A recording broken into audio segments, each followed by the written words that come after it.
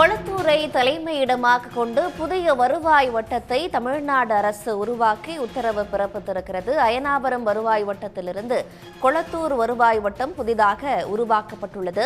விவரங்களோடு செய்தியாளர் கண்ணன் இணைகிறார். கண்ணன், விவரங்கள் என்ன? நிர்வாக காரணங்களுக்காக புதிய வருவாய் வட்டங்களை உருவாக்கும் பணியை தமிழ்நாடு அரசானது தொடர்ந்து மேற்கொண்டு வருகிறது.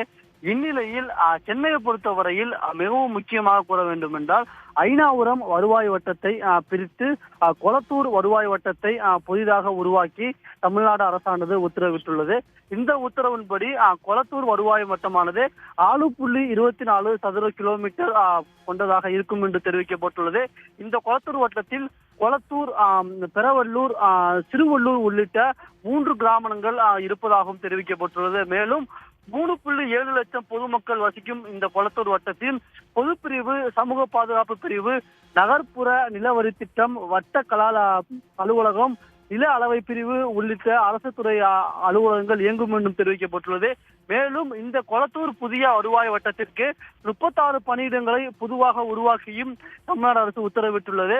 அதன்படி வட்டாட்சியர், துணை வட்டாட்சியர், முதுநிலை மற்றும் இளநிலை வருவாய் ஆய்வாளர், தட்டச்சர், ஓட்டுநர் உள்ளிட்ட 36 பணியிடங்களை பொதுவாக உருவாக்கப்பட்டுள்ளது. மேலும் இந்த வரும் 8 மாதங்களில் இதற்கான தொடரா செலவினங்களுக்கு 1.98 கோடி ரூபாய் செலவும், தொடரா செலவினங்களுக்கு 32 லட்சம் ஒதுக்கீடு செய்து தமிழ்நாடு அரசு உத்தரவிட்டுள்ளது. இந்த அரசாணை முழுவதும் தமிழ்நாடு அரசின் அரசியலிலும் அதிகாரப்பூர்வமாக வெளியிடப்பட்டுள்ளது. நன்றி கண்ணன், விவரங்களை வழங்கியமைக்கு. உடனுக்குடன் செய்திகளை தெரிந்து கொள்ள சன் நியூஸ் பெல் ஐகானை கிளிக் பண்ணுங்க.